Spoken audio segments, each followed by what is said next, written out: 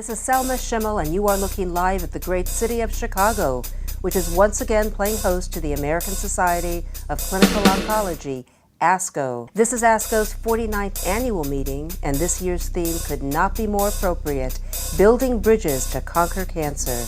More than 30,000 of the world's foremost cancer specialists are here, and so is the Group Room, making our 15th appearance at ASCO and one of our very best. Joining me now is Dr. Larry Norton, Deputy Physician-in-Chief for Breast Cancer Programs, Medical Director, the Evelyn H. Lauder Breast Center, Norna S.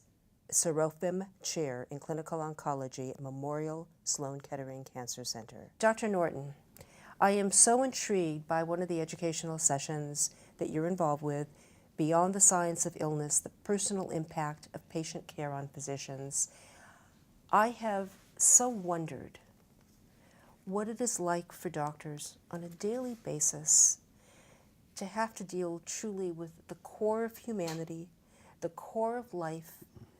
Some patients are going to have a positive outcome, others may be much more challenging to treat. You have a lot of loss in your life.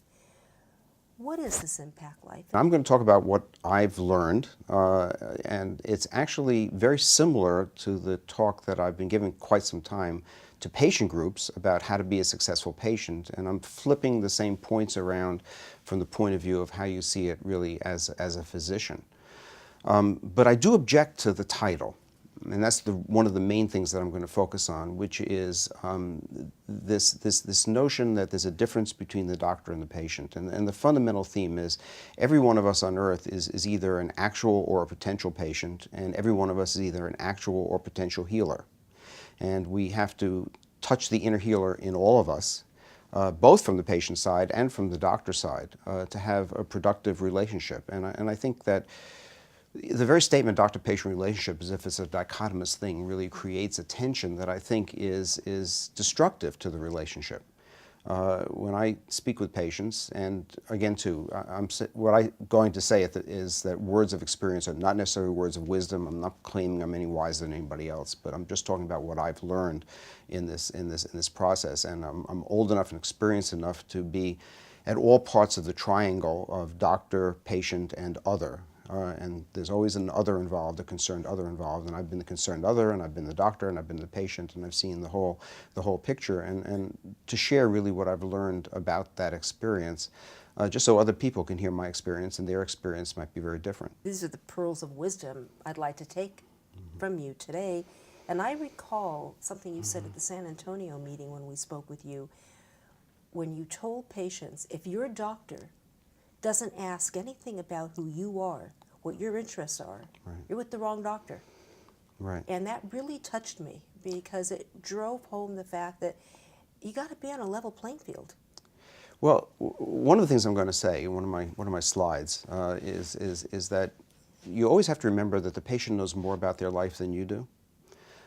Which I find to be a remarkable thing that I actually have to say, because how can you possibly make a recommendation to somebody unless you know about their life, and you can't know about their life. They have to know about their life, and they have to bring that experience to the table in terms of making the decision that's right for them. I think there's a Zen principle here, though, an overarching principle, which actually goes into the area of relationships, but also in the area of clinical decision making, which is that many people experienced, and especially people with less experience, go into a relationship with preconceived notions. And I've seen this before with my fellows that I teach, my younger fellows, where on the basis of laboratory data that they've seen or something they've heard about the patient, or even a sentence or two about introduction, go into the room with the patient with essentially a diagnosis in their mind and a treatment plan already before they've even had the patient contact.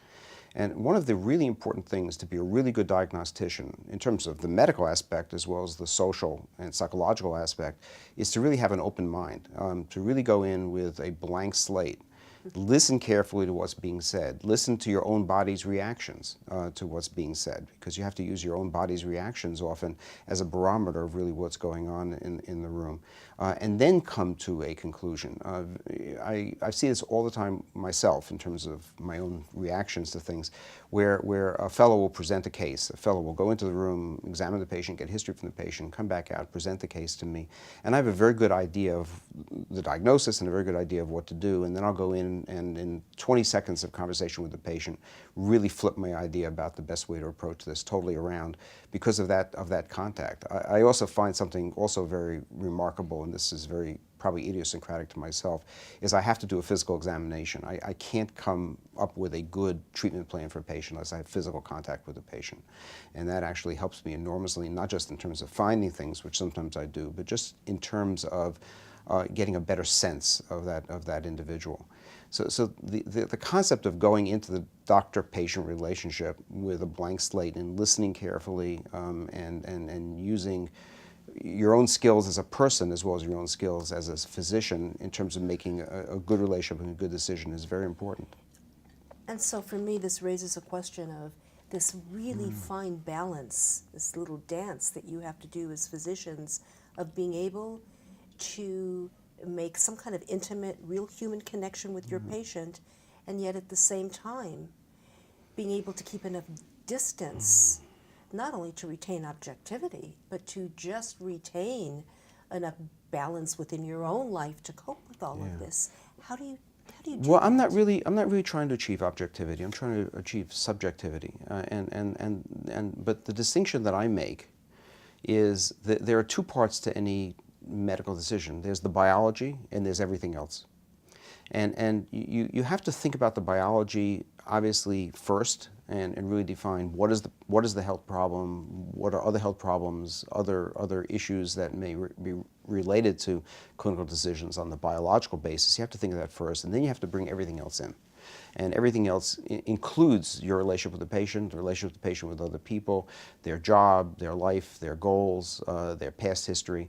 Everything else really relates to that medical decision. But the first step is to start with the biology. And that often really simplifies it enormously. And I think that the biology part really has to be objective, but the everything else part has to be subjective. And you have to use your own reactions as a human being in terms of coming up with the right decision. I saw a patient not too long ago who was really angry at me, and she was angry at me about things like waiting too long to see me, or why'd I order this particular test that turned out to be unpleasant, or how come I couldn't see her early in the day because she had to catch a plane to go somewhere else. And what she was really saying is Larry, I'm really scared. That's what she was saying. She wasn't saying, I hate you. She wasn't saying, I'm angry at you. Those things she was saying, but that isn't what she was saying. She was saying, I'm really scared, and I'm afraid of what you might tell me, and I'm afraid of any implications of any decisions you make. You're angry at me about the waiting, but what's really going on here now? And we got down to the real essence of it, the real essence of the issue. Basically, the way it turned out is that